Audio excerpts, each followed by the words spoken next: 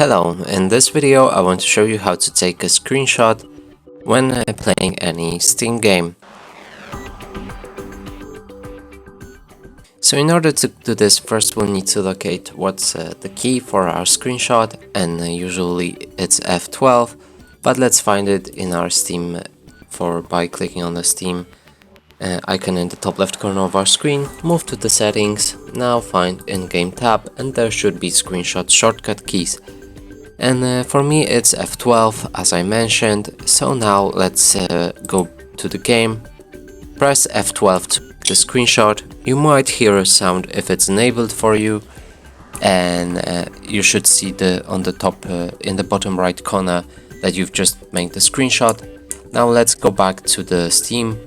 Here find the screenshot folder, and actually not like this, let's close the game for now, because it should be easier to find a screenshot like that.